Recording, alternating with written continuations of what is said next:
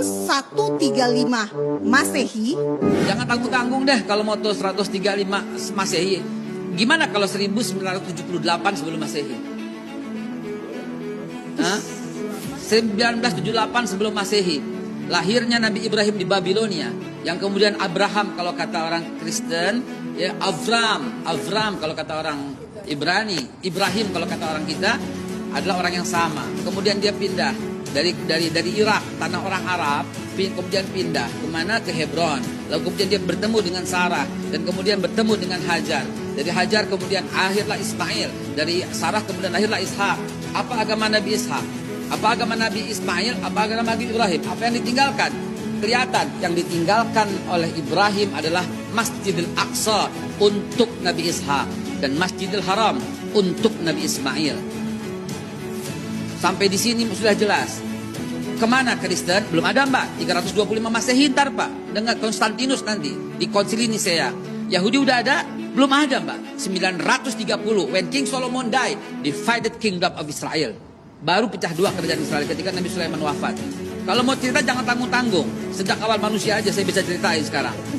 Ya jangan tanggung-tanggung. Kita nggak situ babe kalau Kemudian setelah Nabi Allah Ishak memiliki anak, anaknya dikasih nama Israel alias Yakub. Israel, Isra, perjalanan il Tuhan. Ishakil namanya Ishak menggembirakan, il Tuhan menggembirakan aku. Ismail namanya Tuhan mendengarkan aku, Isma mendengar, il Tuhan. Oke, itu bahasa Ibrani semua, tapi tolong perhatikan.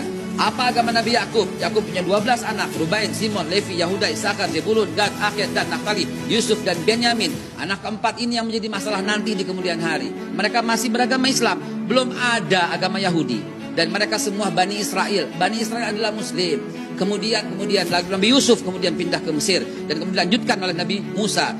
Mungkin disebut oleh Moses. Dilanjutkan Nabi Joshua atau Nabi Yusha bin Nun. Kemudian Yusha bin Nun berhasil masuk kembali. Itu Israel masih benar. Israel masih bangsa yang terpuji. Wah ini fadatukum alal alamin. Israel itu ditinggikan oleh Tuhan, oleh Allah. Itu masih benar. Tapi ketika when King Solomon died, dari Yusha bin Nun kemudian Nabi Yakub. Kekeliruannya berada di mana? Kekeliruannya bukan kekeliruan.